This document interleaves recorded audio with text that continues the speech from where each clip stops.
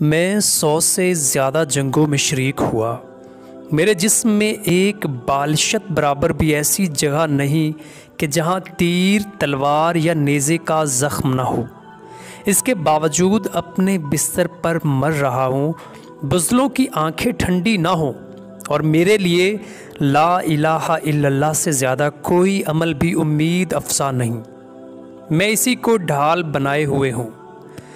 नाज़रीन कराम, ये वो तारीख़ी अल्फाज हैं जो मरने से पहले एक ऐसे बहादुर सिपाही की ज़ुबान से अदा हुए जिसकी सारी ज़िंदगी इस्लाम की खातिर जिहाद करते हुए बसर हुई, जिन्होंने जंगे मोता में मुसलमानों की फ़तह में अहम किरदार अदा किया, जिसमें इनके हाथों से 9 तलवारें टूटी, जिन्होंने मुसलमा कज़्ज़ाब का ख़ात्मा किया, जिन्होंने फ़तह मक्का के दिन रसूलुल्लाह सल्लल्लाहु अलैहि वसल्लम के हुक्म पर अज़ी नामी बुत के टुकड़े टुकड़े किए।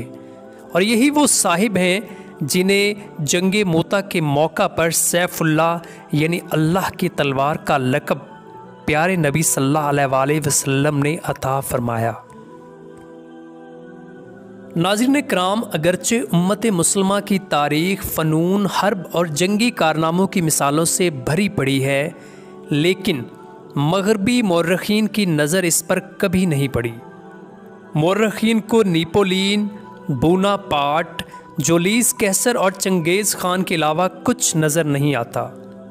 अगरचे ये जर्नैल भी अपनी जगह फ़न हर्ब के माहिर थे और उन्होंने बड़े बड़े दुश्मनों को शिकस्त दी थी, लेकिन तारीख़ इस्लाम का एक ऐसा जर्नैल भी है जिसका तज़किरा दुनिया की जंगी तारीख़ में लाज़मी होना चाहिए।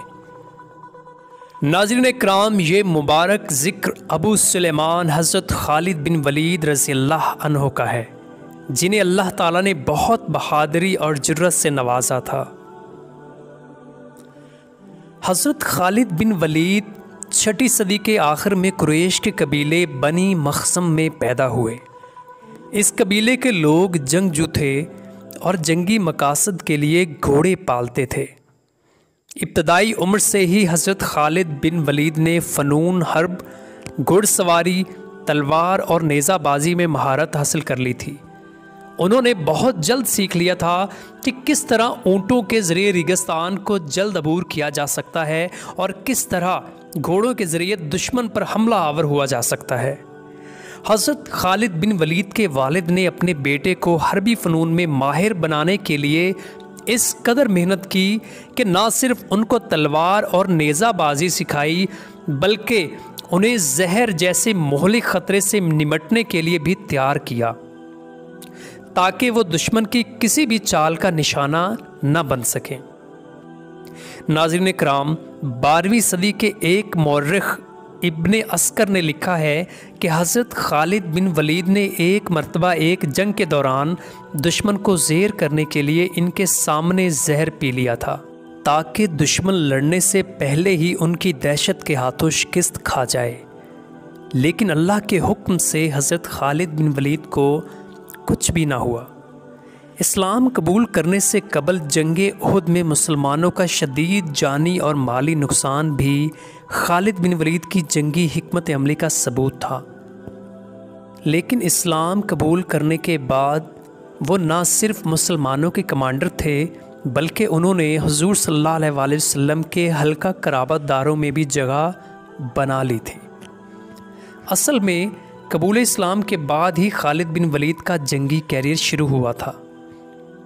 नाज़रीन कराम, जंगे मोता में जब रसूलुल्लाह सल्लल्लाहु अलैहि वसल्लम के मुकर्रा करदा 3 कमांडर यके बाद दीगरे शहीद हो गए, तो ऐसे कड़े वक्त में खालिद बिन वलीद ने फ़ौज की कमान संभाली, 3000 शिकस्त खुर्दा सिपाहियों को हिम्मत दिलाई और अपनी बेहतरीन जंगी हिकमत अमली से दुश्मन के 20,000 से ज़ायद सिपाहियों के लश्कर को तबाह कर दिया।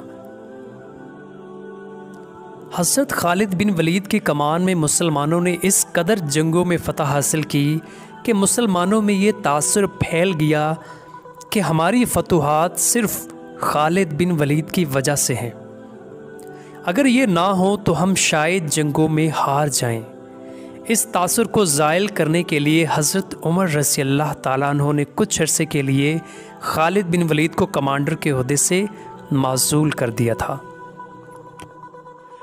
नाज़रीन कराम, हज़रत खालिद बिन वलीद ज़िंदगी भर शहादत की ख्वाहिश दिल में लिए जंगों में लड़ते रहे।